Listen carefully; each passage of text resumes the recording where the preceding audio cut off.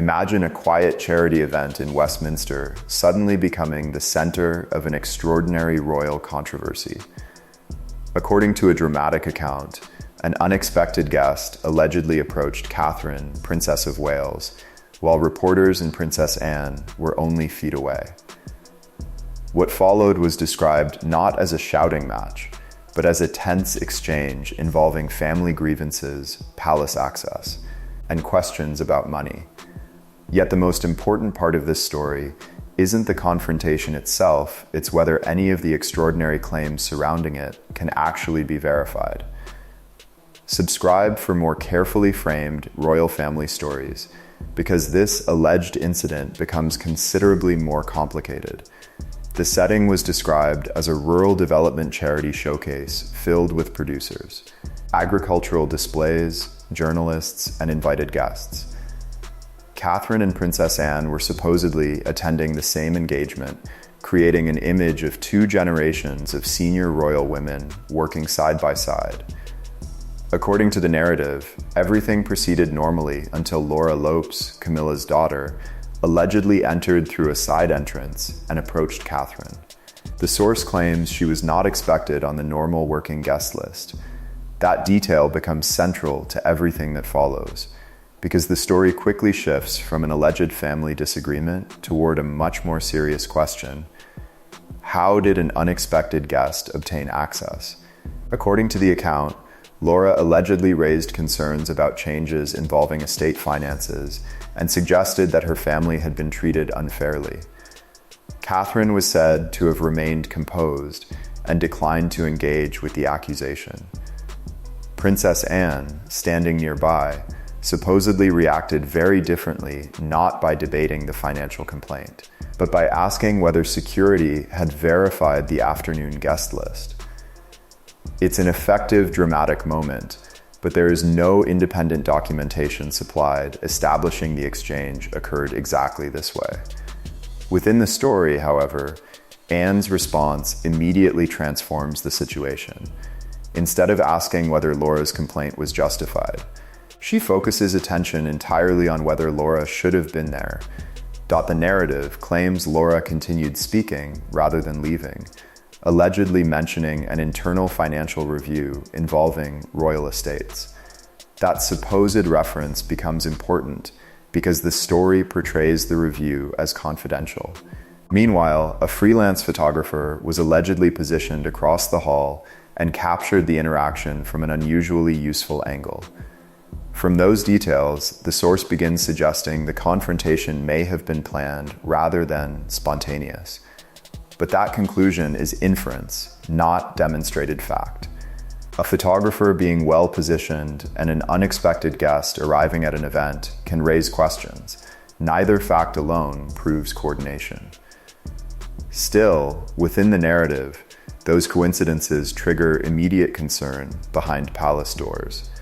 Princess Anne is portrayed as remaining remarkably calm throughout the incident. Rather than raising her voice, she supposedly signaled to a protection officer, after which Laura was asked to leave the public area. The entire confrontation allegedly lasted less than 2 minutes. What makes the account dramatic is what supposedly happened afterward. Palace staff reportedly began examining access records to understand how an individual not expected on the normal working list had entered a secured engagement involving 2 senior royals. The source claims a locally issued invitation was eventually identified, although it provides no independently verifiable access logs or official security findings supporting that allegation. According to the story, the invitation had allegedly been added through someone associated with the organization hosting the event rather than through normal palace channels. The narrative further claims that person had a social connection to Camilla's wider circle and subsequently faced professional consequences. Again, these are serious claims that require evidence the supplied account does not provide. But as the story is constructed, the discovery changes William's response. He supposedly becomes less concerned with embarrassing headlines and more interested in determining whether informal relationships were bypassing formal palace procedures. The confrontation therefore becomes a catalyst for examining who still possessed unofficial influence inside royal operations. The source portrays William as requesting all available footage from the event, including material recorded before and after the confrontation. His supposed goal was to establish whether Laura simply encountered Catherine unexpectedly or appeared to wait for a particular opportunity. No evidence is provided confirming William actually requested such footage. Nevertheless, this section reveals the narrative's broader theme. Patterns matter more than individual moments. A single awkward interaction can be dismissed as emotion. But when access, timing, press positioning, and confidential information appear together, investigators would naturally ask whether those elements were connected.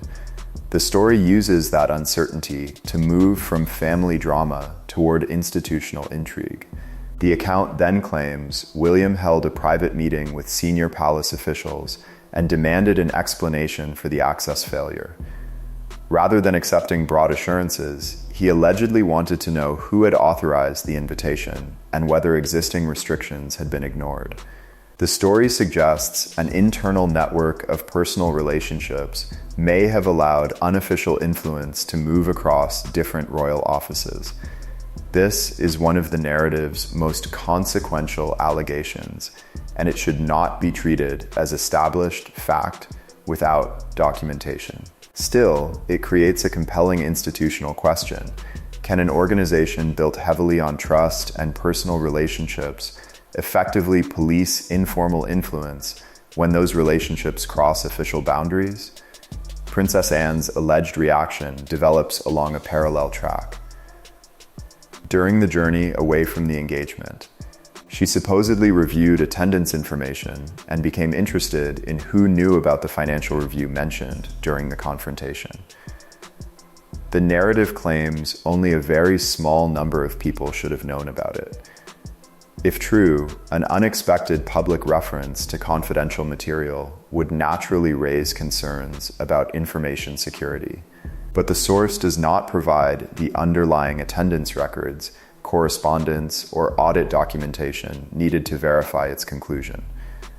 Therefore, what follows should be understood as the account's theory. Someone inside the broader royal structure may have shared information outside authorized channels. The story subsequently expands into claims about appointments, estate management relationships, financial reviews, and communications involving outside legal advisors. These allegations are considerably more serious than the original confrontation, yet the supplied narrative does not provide primary documents proving wrongdoing.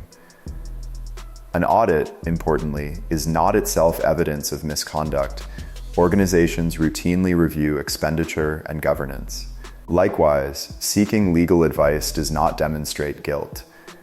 The account nevertheless portrays William and Anne as examining whether financial and administrative arrangements were properly authorized. That distinction matters. Questions about documentation may justify review, but they should not be converted into accusations of criminality without reliable evidence establishing what actually happened. According to the narrative, William eventually sought tighter internal controls involving people connected to Camilla's wider family. The source claims Charles was briefed and agreed that institutional interests had to take priority over private relationships. However, there is no official documentation supplied confirming that Charles issued the sweeping decree described in the original account.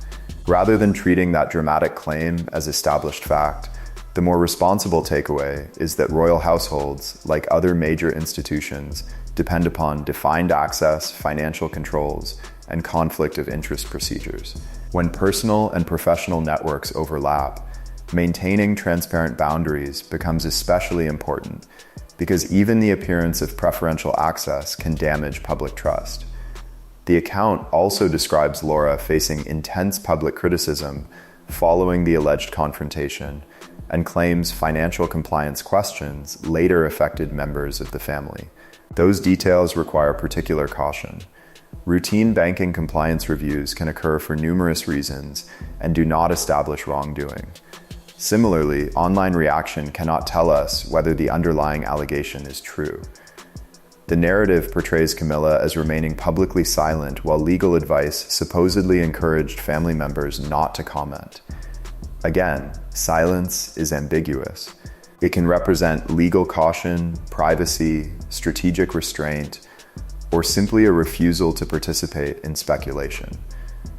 It should never automatically be interpreted as an admission of guilt. Princess Anne ultimately emerges as the symbolic center of the story.